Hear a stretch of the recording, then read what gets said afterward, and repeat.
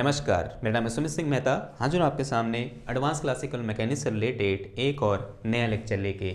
आज का हमारा है लेक्चर नंबर 27 और आज के इस लेक्चर का हमारा टॉपिक क्या रहने वाला है? हमारा टॉपिक है पॉइजन ब्रैकेट। अब जैसे कि आप सब लोग जानते हैं, अभी तक हमने हैमिल्टन इक्वेशन का डिस्कस किया और हमने हैमिल्टन इक्वेशन का यूज करते हुए डिफरेंट टाइप के प्रॉब्लम को सॉल्व किया या बोलते हैं डिफरेंट टाइप के क्वेश्चन को सॉल्व किया। अब यहाँ पर जो नया टॉपिक का नाम है पॉइजन ब्रैकेट है। पॉइजन ब्रैकेट क्या है? पहला क्वेश्चन तो ये आता है, देखो पॉइजन ब्रैकेट कोई नई चीज़ नहीं है, जस्ट एक मैथमेटिकल फॉर्मूलेशन है जो किसने दिया था? पॉइजन नाम के एक मैथमेटिशियन ने दिया था। और पॉइजन ब्रैकेट में हम सिर्फ क्या करते हैं, जो हैमिल्टन इक्वेशन अभी तक हमने डिस्कस कर रखी है उन हैमिल्टन इक्वेशन को ब्रैकेट के फॉर्म में लिख देते हैं और उसी ब्रैकेट को हम क्या बोल देते हैं? पॉइजन ब्रैकेट बोल देते हैं। तो जो पॉइजन ब्रैकेट है कोई नई चीज नहीं है, just Hamilton equation of motion का एक ब्रैकेट फॉर्म है। ओके, थोड़ा फील आ रही है कि पॉइजन ब्रैकेट में क्या होने वाला है? ये जो हैमिल्टन इक्वेशन अभी तक हमने डिस्कस कर रखी है उन्हीं का हम यहाँ पर एक दूसरा फॉर्म देखने को जा रहे हैं। अब पहला क्वेश्चन एक और आता है हमारे दिमाग में कि हैमिल्टन इक्वेशन क्या थी। हमने परसों डिस्कस कर रखा है कि हैमिल्टन इक्वेशन दो थी हमारे पास। एक क्या था? क्यू के dot is equal to partial H upon partial p k था, और जो दूसरी इक्वेशन थी वो क्या थी मेरे पास? P K dot is equal to minus का partial H upon partial Q K थी, जहां पर पी के क्या है मेरे पास? जनरलाइज मोमेंटम है, क्यू के क्या है? जनरलाइज कोऑर्डिनेट है, एच क्या है मेरे पास? हैमिल्टनियन है। और जो एच हैमिल्टनियन होता है किसका फंक्शन होता है? Hamiltonian H is a function of P K and Q के एंड टाइम टी का क्या होता है? फंक्शन होता है। और इस तरह से हमने हैमिल्टन इक्वेशन को डिफाइन किया था, हैमिल्टन इक्वेशन ऑफ मोशन को डिफाइन किया था। अब इनका ब्रैकेट फॉर्म कैसे लिखेंगे? सबसे पहले जो मैथमेटिशियन थे पॉइजन, उन्होंने पॉइजन ब्रैकेट को कैसे डिफाइन किया पहले वो देख लेते हैं। उसके लिए मुझे क्या करना पड़ेगा? दो फंक्शन डिफाइन करने पड़ेंगे, क्योंकि पॉइजन ब्रैकेट हमेशा दो फंक्शन का डिफाइन होता है। तो अज्यूम कर लो कि लेट अस कंसीडर, ऐसे लिख के चलेंगे, हिंट डालना क्या? पॉइजन ब्रैकेट, और उसके नीचे लिख के चलो let us consider we have to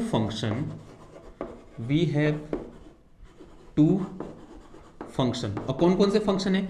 एक फंक्शन मेरे पास f है और दूसरा फंक्शन मेरे पास g है। और जो f फंक्शन है वो किस पर डिपेंड कर रहा है?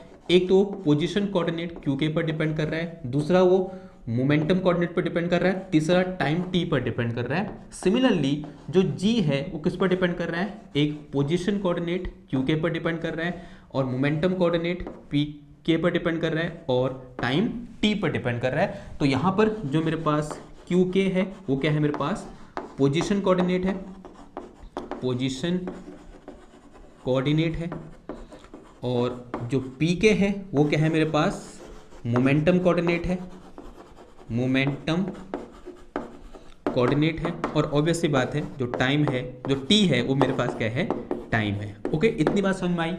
अब अगर मुझे इस f और इस g फंक्शन का पॉइजन ब्रैकेट डिफाइन करना हो तो कैसे डिफाइन करता हूं?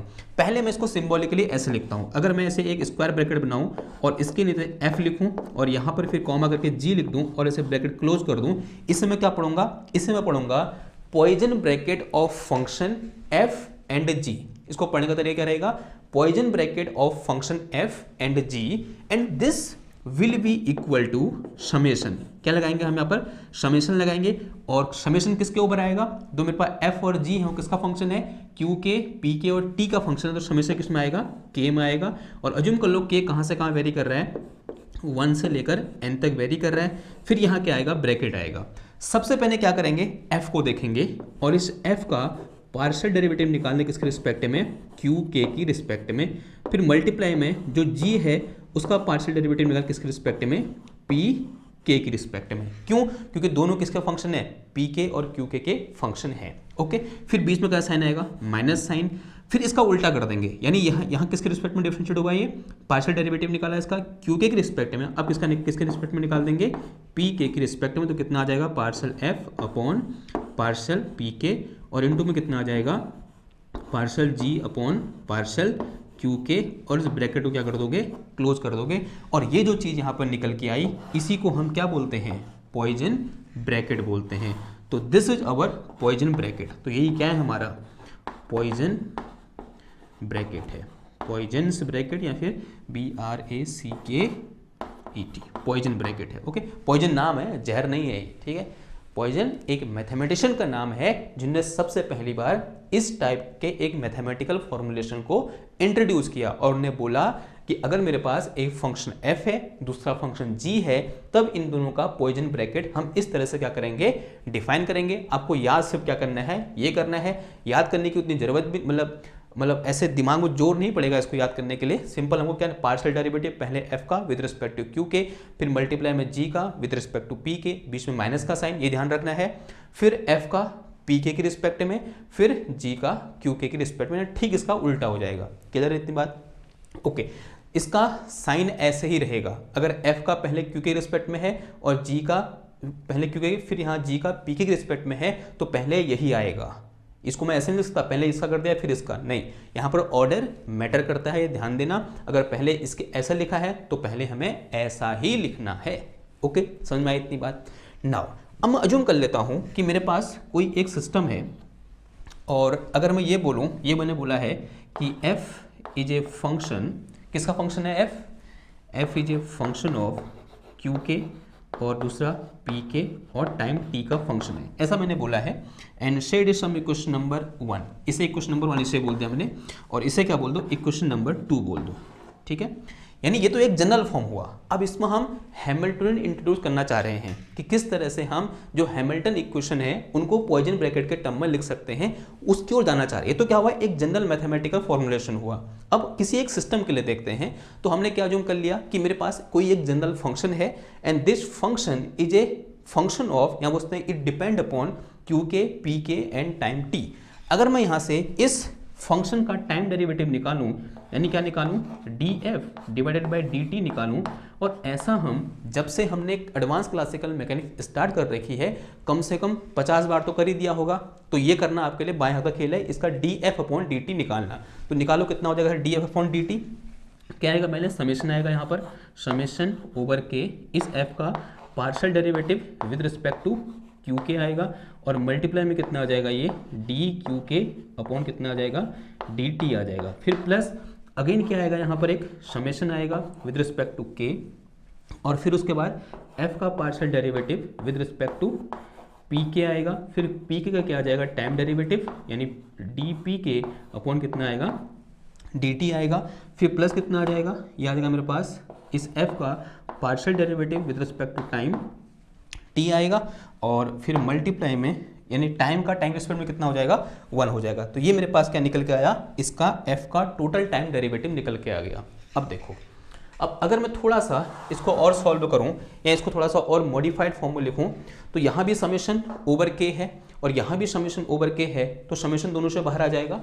तो यहाँ से मेरे पास df upon dt equal to कितना आ जाएगा बताओ, df upon dt will be equal to, देखो समेशन दोनों ओर से बाहर आ गए, अंदर कितना बच गया, यहाँ से कितना बचा, partial f upon partial Q के बचा, और इनटू ये मेरे पास क्या है, D Q K upon D T है। इसे मैं क्या लिख सकता हूँ, क्यू के डॉट लिख सकता हूँ, फिर प्लस क्या आ जाएगा, partial f upon partial P K, और मल्टीप्लाई में कितना आ जाएगा, ये पी के डॉट आ जाएगा, और डॉट किसको दिखा रहा है, टाइम डेरिवेटिव को, and this bracket close.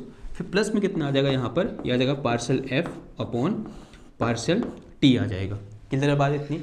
Okay ना, अब यहाँ पर ये कि मेरे पास क्या है, q के डॉट है, ये p के डॉट है। देखो अब हैमिल्टन इक्वेशन को देखो, तो इन दोनों इक्वेशन से मैं इनका जो लेफ्ट हैंड साइड है उठा के कहाँ रख सकता हूँ, इधर रख सकता हूँ। जो q के डॉट है वहाँ का लिखता हूँ मैं partial h upon partial p के, और जो मेरे पास p के डॉट है वहाँ का लिखता हूँ माइनस का partial h upon partial q के लिख सकता हूँ। अगर लिख सकता हूँ तो लिख दो फटाफट। तो यहाँ से df upon dt is equal to summation over k and this bracket, अंदर कितना आ गया, partial f upon partial q K, और मल्टीप्लाई में इसलिए कितना आ जाएगा, ये partial h upon partial p के, फिर माइनस का कितना आ जाएगा, partial f upon partial p के। ये माइनस कहाँ से आया, इसको जो पुट करूँगा यहाँ से माइनस आएगा, ठीक है।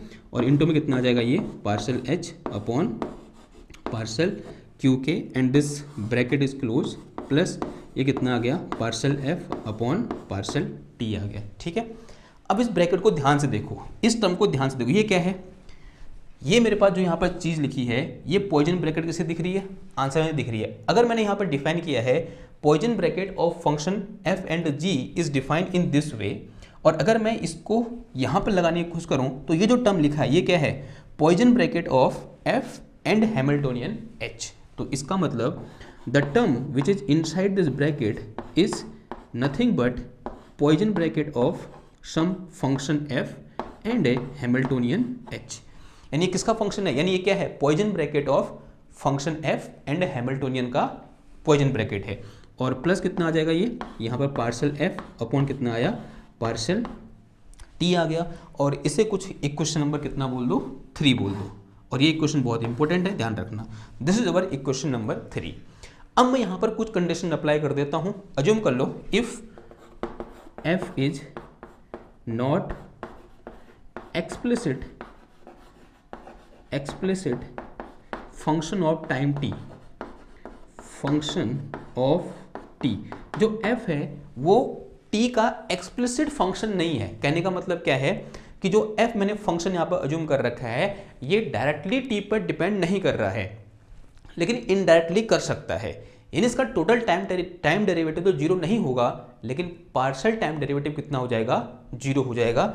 इट मीन दैट इज, इसका मतलब क्या हुआ कि जो partial F upon partial T हो जाएगा कितना हो जाएगा, जीरो हो जाएगा। अब ये मत कहना कि अगर ये जीरो है तो ये भी जीरो हो जाएगा, नहीं, ऐसा नहीं होता। ये क्या है, ये किसको दिखा रहा है, पार्शियल टाइम डेरिवेटिव। कहने का मतलब क्या है, ये जीरो कब होगा, जब फंक्शन टाइम टी पर डायरेक्टली डिपेंड नहीं कर रहा है, वो हो सकता है इनडायरेक्टली डिपेंड कर रहा हो, तो उसके लिए टोटल टाइम डेरिवेटिव जीरो नहीं होगा। यानी जब डायरेक्टली डिपेंड नहीं करेगा तब जो पार्शियल डेरिवेटिव है वो कितना हो जाएगा, जीरो हो जाएगा। इसका मतलब this term will be zero. तो यहाँ से मेरे पास कितना आ गया, partial sorry D F upon D T is equal to Poisson bracket of F comma H, ऐसा कुछ आ गया।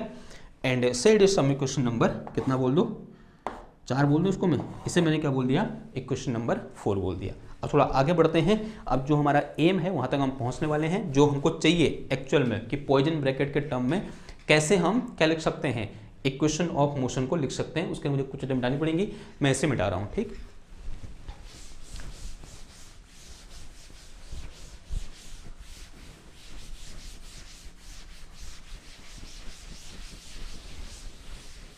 चलो भाई क्या लिख सकते हैं हम ऐसे, देखो क्या निकल के आया, D F upon D T equal to F comma H, यानी पूछते हैं Poisson bracket of F and H.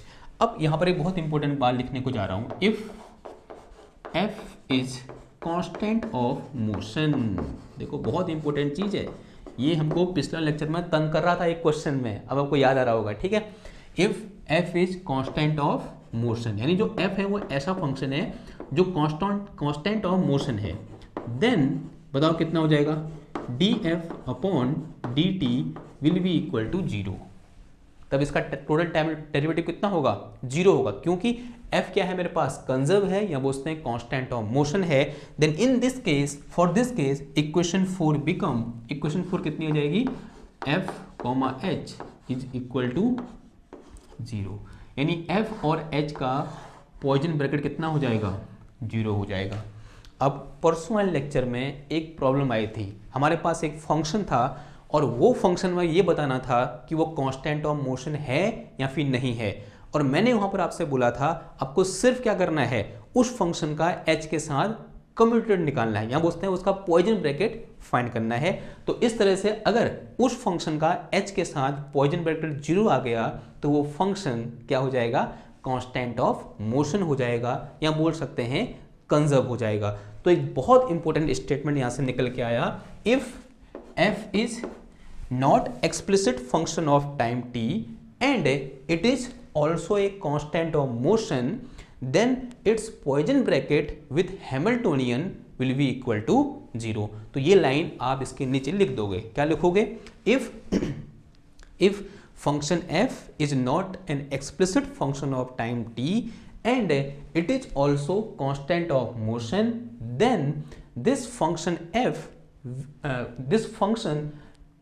and h have, या बोलते हैं इसका जो h के साथ क्या होगा, पॉइजन ब्रैकेट होगा उसकी वैल्यू कितनी होगी, 0 होगी। या इसको कहने का एक और तरीका होता है कि जो फंक्शन f है वो h के साथ कम्यूट कर रहा है, ठीक है, ऐसा ही बोलते हैं इसको क्वांटम मैकेनिक्स की भाषा में। लेकिन अभी हम उस भाषा को थोड़ा सा दरकिनार कर रहे हैं। फिलहाल कर हम ये बोलेंगे कि ये जो मेरे पास पॉइजन ब्रैकेट की वैल्यू है वो कितनी है, 0 है। क्लियर बात, ओके।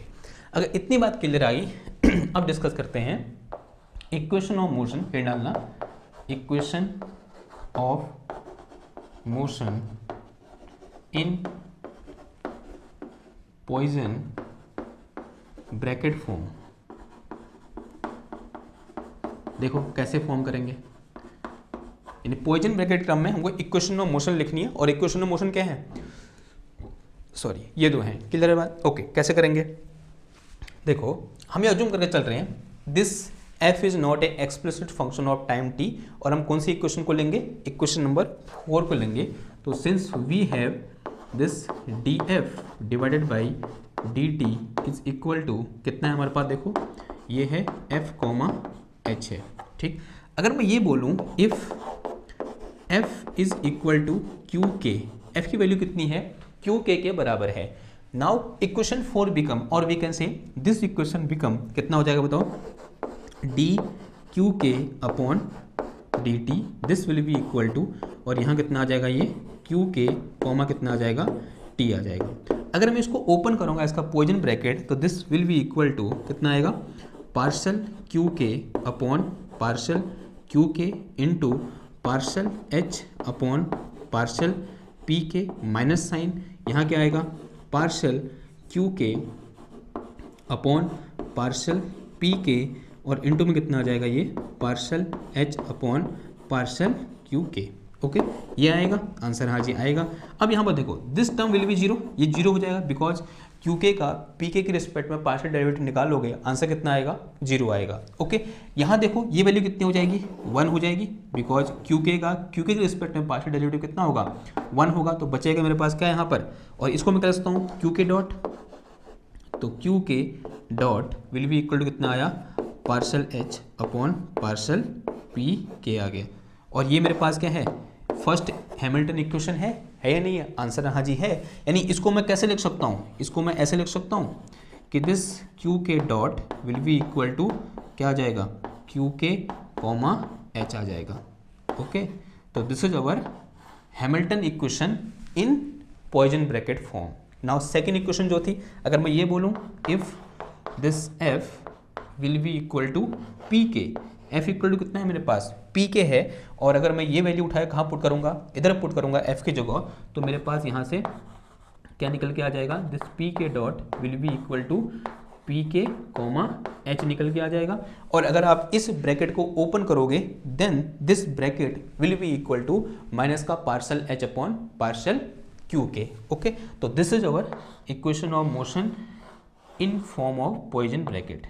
ओके, क्लियर है बात इतनी, ठीक है, ये बात समझ में आई ना। यहीं से आप एक और चीज लिख सकते हो, अगर मैं ये बोलूं if f equal to H, अगर क्या हो मेरे पास, अगर ऐसा नहीं हो जाए,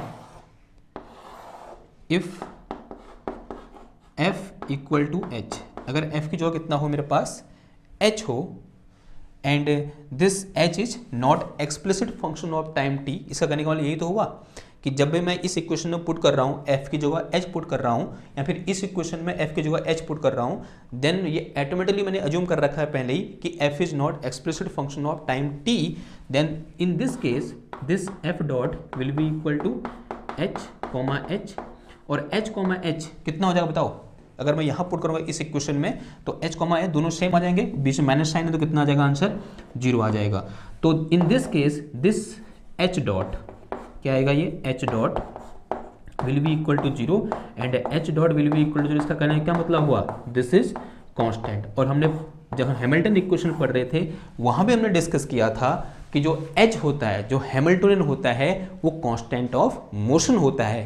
कब, जब Hamiltonian h is not an explicit function of time t, जो यहाँ से भी निकल के आया जब हमने ये बोला कि h is not explicit function of time t, then this Poisson bracket of h with respect to h which equal to 0. From here this h dot will be equal to 0. If h dot will be equal to 0, this h will be equal to constant, and this shows that कि this Hamiltonian h is a constant of motion, बशर्ते जो Hamiltonian h है वो time पर depend नहीं कर रहा है, यानी डायरेक्टली डिपेंड नहीं कर रहा है, या बोल सकते हैं टाइम का एक्सप्लिसिट फंक्शन नहीं है।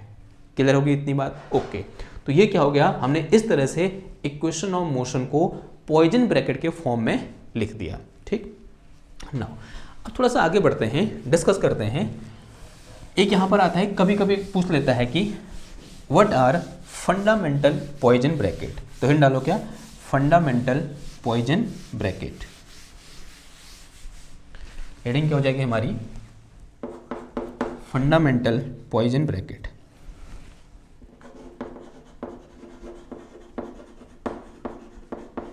Fundamental Poisson bracket. अब क्या होते हैं फंडामेंटल पॉइजन ब्रैकेट? अगर मैं पॉइजन ब्रैकेट निकालूं किसका, QK का with respect to QL, then this will be equal to 0। अगर मैं PK का पॉइजन ब्रैकेट निकालूं किसके रिस्पेक्ट में, PL के रिस्पेक्ट में, this is also equal to 0। और अगर मैं क्या निकालूं, QK का पॉइजन वेक्टर किसके रिस्पेक्ट में, किसके साथ, PL के साथ, रिस्पेक्ट नहीं बोलेंगे, साथ बोलेंगे, ठीक है। Then this will be equal to delta KL, किसके बराबर होगा ये, डेल्टा KL के बराबर होगा। और इस डेल्टा KL को हम क्या बोलते हैं, क्रोनिकर डेल्टा। इसे हम क्या बोलते हैं, क्रोनिकर डेल्टा के नाम से जानते हैं।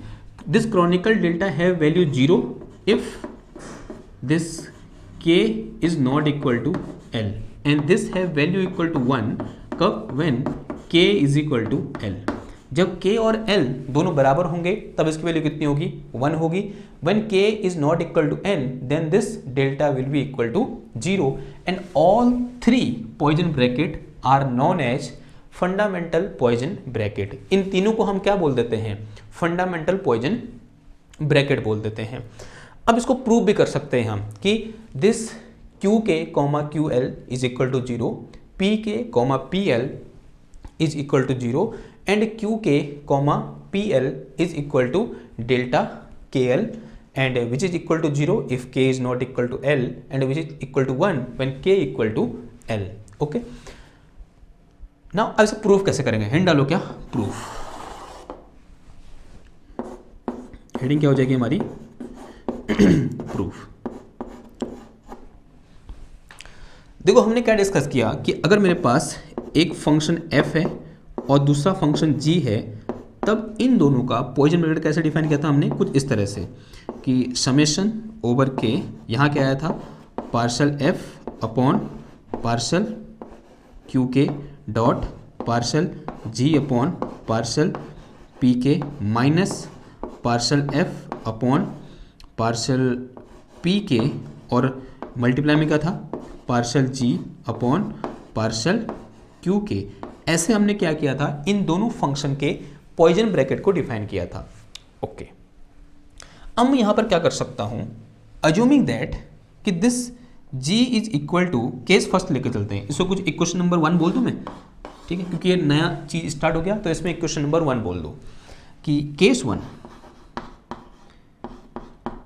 केस फर्स्ट में मैंने कुछ ऐसा बोला कि this G is equal to QL। एक नई चीज मैंने यहाँ पर डिफाइन करी कि जो G की वैल्यू किसके बराबर है, QL के बराबर है। जैसे QK है ना, वैसे ये क्या है, QL है। And this L is also varying from 1 से लेकर कहाँ तक, स्मॉल n तक, ठीक। तो यहाँ से this Poisson bracket F, QL will be equal to कितना आ जाएगा, देखो this is equal to summation over k, अंदर कितना आ गया, this is partial f upon partial QK आया और इनटू कितना आया, partial QK upon partial PK, sorry QL आएगा यहाँ पर, कितना आएगा, partial QL in upon partial PK, sorry bracket नहीं, फिर यहाँ पर साइन कैसा आएगा, minus this is partial f upon partial PK into partial QL upon में कितना आ गया ये, पार्सल पी के आ गया, ठीक। And this bracket is close. एक बार इसको गौर से देखो, ये क्या है मेरे पास, क्यू एल का partial derivative with respect to P K, तो this term will be equal to zero. ये कितना हो जाएगा, जीरो हो जाएगा। तो बचेगा कौन सा मेरे पास, ये वाला बचेगा। देखो फिर, तो इसको मिटाऊं मैं, इसको मिटा रहा हूँ, ठीक।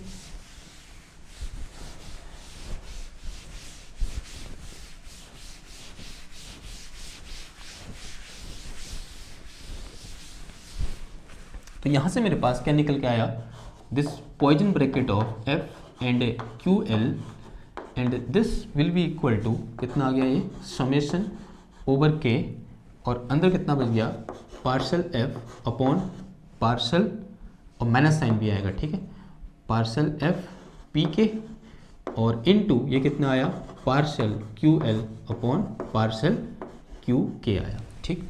अब मैं यहाँ पर कंडीशन लगा रहा हूँ, ये मैं बोल रहा हूँ मैं कि इफ के इज इक्वल टू एल, कि के की वैल्यू किसके बराबर है, एल के बराबर है। एक पर्टिकुलर कंडीशन लगा दी मैंने। तो यहाँ से मेरे पास क्या निकल के आ जाएगा, F comma Q L, this will be equal to minus sign. देखो अब के की जो कितना हो गया, एल हो गया, तो समेशन को हटाई दो, कोई फर्क नहीं पड़ता उससे।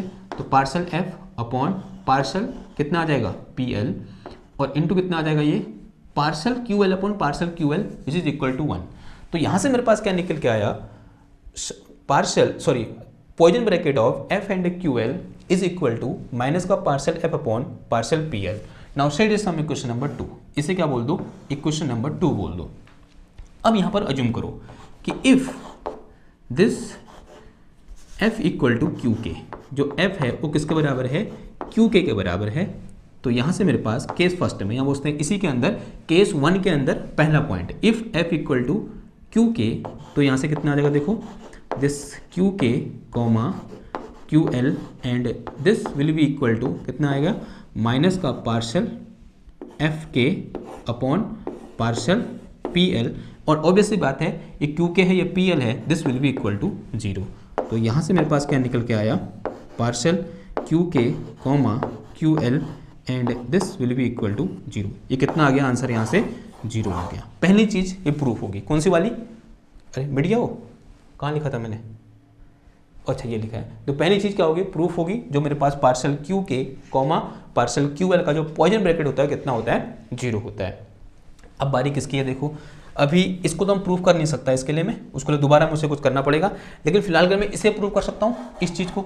देखो यहाँ से अगर मैं ये बोलूँ, इसी में दूसरा पॉइंट, यानी केस फर्स्ट में दूसरा पॉइंट है, if f is equal to P K, अगर f इक्वल टू कितना है मेरे पास, पी के है, देन इस इक्वेशन 2 में देखो कितना हो जाएगा, this is P K comma Q L, P K comma Q L is equal to कितना आ जाएगा, देखो this will be equal to minus का partial, this is Q K comma कितना आ जाएगा, ये partial P K comma P L आ गया। और कैसा साइन आया, यहाँ पर नेगेटिव साइन आया। लेकिन एक बात ध्यान देना कि पॉइजन ब्रैकेट क्या होता है, कम्यूटेटिव नहीं होता है। अगर मैं इनको आगे पीछे करूंगा तो यहाँ क्या साइन आ जाएगा, नेगेटिव साइन बाहर आ जाएगा। तो अगर मैं यहाँ पर इनको आगे पीछे करूंगा तो यहाँ साइन कैसा आ जाएगा, negative, this is Q L comma P K and this will be equal to minus का partial P K upon partial P L, ऐसा कुछ हुआ। इस माइनस से ये माइनस कैंसिल हो गया, और ये जो मैंने यहाँ पर टर्म लिखा है, this term is defined as this Kronecker delta. तो यहाँ से मेरे पास कितना आया, Q K comma P L and this will be equal to this Kronecker delta Q L, और ऑब्वियसली बात है this is equal to zero. ये जीरो कब होगा, जब दोनों अलग अलग होंगे, यानी कब, when k is not equal to L and this is equal to 1 when k is equal to L, ठीक है। ऑब्वियसली बात है जब दोनों बराबर होंगे k और L, तब इसकी वैल्यू कितनी होगी, इस पार्शियल डेरिवेटिव की 1 होगी, और जब दोनों बराबर नहीं होंगे तब इसकी वैल्यू कितनी होगी, 0 होगी। तो किसका प्रूफ हो गया, सेकेंड वाले का, यानी ये प्रूफ हो गया, ठीक ना। अब किसको प्रूफ करना है, इसे प्रूफ करना है। तो इसे प्रूफ करने के लिए मुझे यहाँ पर एक नया केस लेना पड़ेगा। कैसे लेना पड़ेगा, जरा देखो, केस सेकंड लेंगे हम, क्या लेंगे, केस सेकंड। तो केस सेकंड में जैसे पहले मैंने अज्यूम किया कि G equal to Q L, लेकिन इस केस में अज्यूम कर लूँगा कि G is equal to PL। G की जो रख दिया मैंने PL रख दिया, तो ये इक्वेशन कैसे मॉडिफाई हो जाएगी? इक्वेशन नंबर 1 कितना आ जाएगा ये F comma PL and this will be equal to summation over K, और यहाँ ये ब्रैकेट ये कितना है देखो, partial F upon partial QK into कितना है ये partial G upon partial G की जो कितना आ जाएगा PL आ जाएगा ना, partial PL upon partial PK, और फिर माइनस का ये आ गया मेरे पास partial F upon partial PK आ जाएगा, और इनटू में कितना आ जाएगा partial PL upon partial QK आ गया, and this bracket is close. देखो ये पार्शियल डेरिवेटिव जीरो हो जाएगा, तो this term will be zero. बचा कौन सा मेरे पास? ये वाला बचा। और इसमें भी अज्यूम कर लूंगा कि this L equal to K। क्या अज्यूम कर रहा हूँ? L इक्वल टू कितना है K है, तो यहाँ से मेरे पास F कॉमा PL का bracket will be equal to कितना आ जाएगा partial F upon partial QL, फिर डॉट अगर K इक्वल टू L है then this term will be equal to 1। तो यहाँ से मेरे पास ये जो पॉइजन ब्रैकेट है किसके बराबर आया? Partial F upon partial QL के बराबर आया, और इसे क्या बोल दो? सम इक्वेशन नंबर 3 बोल दो। अब इस केस 2 में भी पहला पॉइंट हम कर लेंगे कि अगर मैं ये बोलूँ if F is equal to कितना बोल दूँ मैं? PK बोल दूँ, F इक्वल टू PK। अगर F की जगह करा तो PK रख दूँ तो कितना आ जाएगा? ये देखो PK comma PL and this will be equal to partial FPK upon partial QL and this will be equal to 0। ये कितना आ जाएगा? 0 आ जाएगा, क्योंकि ऊपर PK है नीचे QL है, ऑब्वियसली बात आंसर कितना आना है इसने? 0 आ रहा है। ठीक है, तो PK upon PL will be equal to 0, और ये कौन सा प्रूफ हो गया मेरा? ये वाला प्रूफ हो गया। और आप समझ रहे होगे मैं यहाँ से इसको ही प्रूव कर सकता हूँ, जस्ट क्या करके इस F की जगह QK पुट करके। अगर मैं यहाँ पर F की जगह QK पुट कर दूंगा कितना आ जाएगा बताओ? इसी में यहाँ पर इसके अंदर पहला पॉइंट था, इसी के अंदर दूसरा पॉइंट। अगर मैं ये बोलूँ F इक्वल टू मेरे पास कितना है? QK है, then this bracket QK upon PL, sorry upon बोल रहा हूँ, QK comma PL will be equal to कितना आ जाएगा? ये partial QK upon partial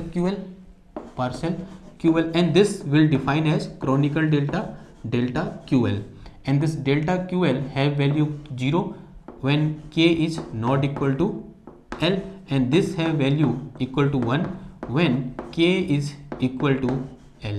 okay, किधर है बात? तो इस तरह से हम क्या करेंगे, इन तीनों फंडामेंटल पॉइजन ब्रैकेट को डिफाइन करेंगे। ठीक, पूछता है कभी कि फॉलोइंग में से फंडामेंटल पॉइजन ब्रैकेट कौन कौन से हैं, तो 3 तो ये ऑप्शन होंगे और एक अलग ऑप्शन होगा। उनमें से फिर नीचे और 4 ऑप्शन होंगे कि A और B सही है, B और C सही है, या फिर A B C सही है, या फिर कोई भी सही नहीं है। ओके, तो आपका आंसर क्या होगा? अगर ये A है, ये B है, C है, तो आपका आंसर क्या होगा? A B C तीनों सही है। ठीक, तो इस तरह से हम क्या करते हैं, पॉइजन ब्रैकेट और फंडामेंटल पॉइजन ब्रैकेट को डिफाइन करते हैं। अब पॉइजन ब्रैकेट से रिलेटेड कुछ इंपॉर्टेंट प्रॉपर्टी देख लेते हैं। तो इन डालो क्या प्रॉपर्टीज या बोलते हैं आइडेंटिटीज ऑफ पॉइजन ब्रैकेट। तो उसके लिए मुझे कुछ चीज़ें मिटानी पड़ेंगी, आप इसको स्क्रीनशॉट ले लो इसका, मैं मिटाने जा रहा हूँ।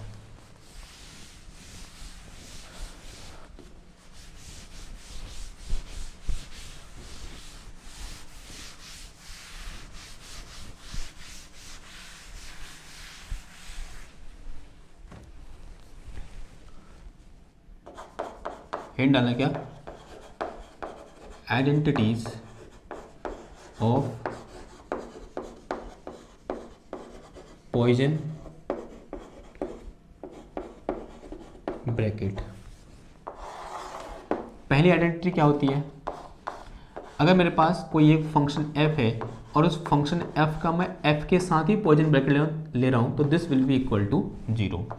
दूसरी आइडेंटिटी क्या होती है कि जो पॉइजन ब्रैकेट होता है वो कम्यूटेटिव नहीं होता है, यानी Poisson bracket of f comma g is equal to minus का Poisson bracket of g comma f, ऐसा कुछ होता है। तीसरी आइडेंटिटी क्या होती है? थर्ड आइडेंटिटी होती है हमारे पास दिस इज, अगर मेरे पास एक फंक्शन f है और दूसरा कुछ कांस्टेंट c है, तब इन दोनों का पॉइजन ब्रैकेट भी कितना आता है? 0 आता है। And here this c is constant, जो c है मेरा वो क्या है, कांस्टेंट है, तब इस पॉइजन ब्रैकेट का कांस्टेंट के साथ, क्या बोल रहा हूँ इस फंक्शन f का कांस्टेंट के साथ जो पॉइजन ब्रैकेट होता है वो कितना आ जाता है, 0 आ जाता है। ठीक ना। अगली प्रॉपर्टी देखो, प्रॉपर्टी नंबर 4, ये मेरे पास क्या कि अगर मेरे पास एक फंक्शन f1 है और प्लस यहाँ पर दूसरा फंक्शन f2 है और दोनों का कंबाइन मैंने पॉइजन ब्रैकेट ले रखा है किसके साथ, g के साथ, then this will be equal to, याद है मेरे पास कितना, f1 का g के साथ पॉइजन ब्रैकेट, फिर प्लस f2 का g के साथ पॉइजन ब्रैकेट। ऐसे हम क्या करते हैं, कुछ इसको डिफाइन करते हैं। और अगर मैं यहाँ पर कुछ ऐसे लिखूँ, एक और फंक्शन लिखूँ या पॉइजन ब्रैकेट डिफाइन करना चाहूँ कुछ इस तरह से कि दिस f का पॉइजन ब्रैकेट किसके साथ, यहाँ लिखो g और यहाँ क्या लिखो, k लिख दो, और g और k दोनों कैसे हैं, मल्टीप्लाई में है। तो this will be equal to, जो ये वाला है ना, g वाला है, पहले इधर आएगा यानी इस साइड, और ये क्या आ जाएगा, poison bracket of f comma k आ जाएगा, और फिर बीच में साइन किसका आएगा, प्लस का, फिर f का पॉइजन ब्रैकेट किसके साथ, g के साथ, और k इस ओर है तो जो k मल्टीप्लाई आएगा इधर आएगा। ठीक है। अब यहाँ पर ऑर्डर का बहुत महत्वपूर्ण रखता है, अगर ये k यहाँ लिखा तो इसको मैं यहाँ नहीं लिख सकता, क्लियर बात, अगर यहाँ लिखा तो यहीं रहेगा ये, और अगर ये g यहाँ लिखा है तो यहीं रहेगा, ये बहुत इंपॉर्टेंट है, क्लियर ना। एक और यहाँ पर आइडेंटिटी होती है जिसको हम जैकोबी आइडेंटिटी बोलते हैं, कुछ ऐसी होती है, अगर मेरे पास Poisson bracket of f with Poisson bracket of g comma k, अगर ऐसा कुछ है मेरे पास, then this will be equal to, ये क्या करते हैं, साइक्लिक ऑर्डर फॉलो करते हैं। अगर मैं k को उठा के चल रहा हूँ तो k की जगह g आ जाएगा और g की जगह f आ जाएगा, तो कितना k इधर आ गया, और फिर ये ब्रैकेट आया, यहाँ पर g था, अब कितना आ जाएगा, यहाँ पर f आ जाएगा, और जहाँ k था वहाँ क्या आ जाएगा, g आ जाएगा, एंड ऐसे ही एक बार रिपीट होगा ये, तो this will be equal to, अब g इधर आ जाएगा ऐसे, फिर यहाँ से ये f यहाँ चला जाएगा और k यहाँ आ जाएगा, तो k कॉमा कितना आ जाएगा, ये f आ जाएगा, and all 3 Poisson bracket is equal to 0, और इसको हम नाम देते हैं जैकोबी आइडेंटिटी, जैकोबी आइडेंटिटी, इसका नाम क्या है, जैकोबी आइडेंटिटी है। तो ये क्या है, कुछ फॉर्मुलेशन है किससे रिलेटेड, पॉइजन ब्रैकेट से रिलेटेड। हाँ, एक और हो सकता है यहाँ पर क्या, अगर कांस्टेंट मल्टीप्लाई हो, अगर ये f है और some constant multiply by g है, तब ये कांस्टेंट सीधे बाहर आ जाता है।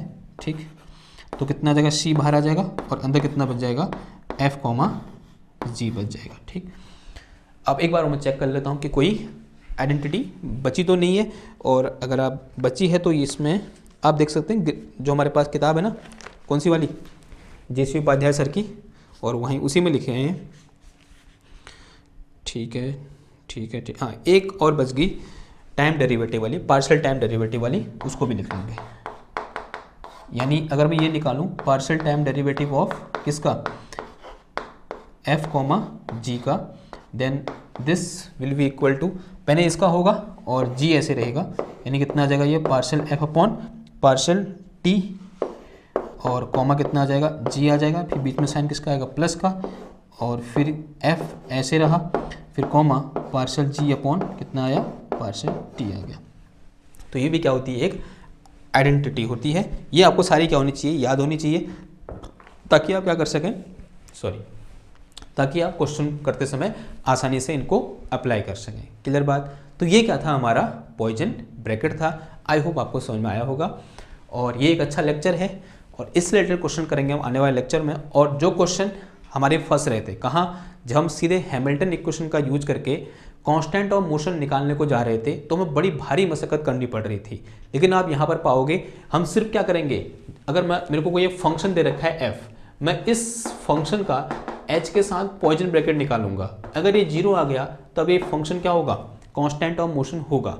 अगर ये 0 नहीं आया तब ये कांस्टेंट ऑफ मोशन नहीं होगा। बस इतना सा कैलकुलेशन यहाँ पर होगा।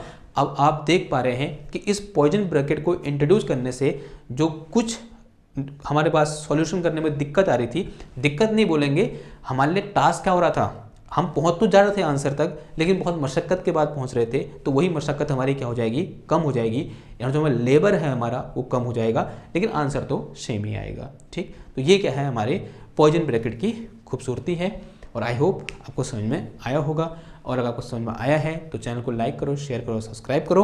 और एक चीज़ और मैंने इससे पहले शायद ये वीडियो में नहीं बोला होगा, वो ये है कि अगर आप मेरी इन वीडियोज़ को देखकर नोट्स बना रहे हैं और आपने सारी वीडियो देख ली हैं और कोर्स कंप्लीट कर लिया है, तो नोट्स तो बनाए होंगे, अच्छे बच्चे नोट्स तो बनाते ही हैं, ठीक है, नहीं तो बार बार वीडियो थोड़ा देखोगे, अपने नोट्स भी बनाए होंगे और कुछ मेरी वीडियो को देखकर नोट्स बनाए होंगे, तो उन नोट्स को आप मुझे सेंड कर सकते हो PDF फॉर्मेट में। क्योंकि होता क्या है, मैं बार बार अपनी, अगर मुझे कुछ चीज़ रिवाइज करनी है तो मैं कहाँ से कर लूँगा, आपके नोट्स से कर लूँगा, मुझे बार बार ये वीडियो देखने की ज़रूरत नहीं पड़ेगी, क्योंकि आपने भी जो नोट्स बनाए हैं उसके पीछे का पर्पज़ यही है कि मुझे बार बार वीडियो देखनी ना पड़े। ओके, और अगर मैं सिंपल भाषा में बोलूँ कि लोग मुझसे नोट्स मांगते हैं, अब मैं ऐसे तो नोट्स बनाता हूँ नहीं, जैसे किस बच्चे ने मेरे से नोट्स मांगे ना, मैं आपके नोट्स को बेचूंगा नहीं, ठीक है, ये ध्यान रखना। अगर आप मुझे वैसे ही दे रहे हो, मतलब ऐसे आप गुरु दक्षिणा दे सकते हो ना मेरे को, तो क्योंकि मैं आपको इतना फ्री में प्रोवाइड कर रहा हूँ, थोड़ा सा मैं लालची जैसा भी हो रहा हूँ। वैसे इसमें क्या ही लालच है यार, मैं तो सिर्फ जो मैं करता हूँ उसका थोड़ा सा पारितोषिक मांग रहा हूँ कि मैंने आपको इतने सारे लेक्चर दिए हैं और आप मुझे बस अपने बनाए के नोट्स दे दो, ताकि कुछ बच्चे होते ना, जैसे झारखंड में हैं, बिहार में हैं, वहाँ के बच्चों के कॉल आते हैं कि सर अपने नोट्स मेरे को दे दीजिए। अब मैं कहाँ से नोट्स दूँ, मैंने तो बनाया नहीं, मैं तो किताब से पढ़ता हूँ, और अगर मैं मेरे नोट्स आप देख लोगे ना तो फिर आपको चक्कर आ जाएगा, क्योंकि पढ़ाने के लिए नोट्स और पढ़ने के लिए नोट्स दोनों अलग अलग होते हैं। तो अपने नोट्स तो मैं दे नहीं सकता, लेकिन जो आपके जो सिस्टमेटिक नोट्स हैं, तो अगर वो मेरे को मिल जाएँ तो मैं उन बच्चों को दे दूँगा, ताकि उनके क्या हो जाए, हेल्प हो जाए। ठीक, बस इतना सा है, क्लियर बात।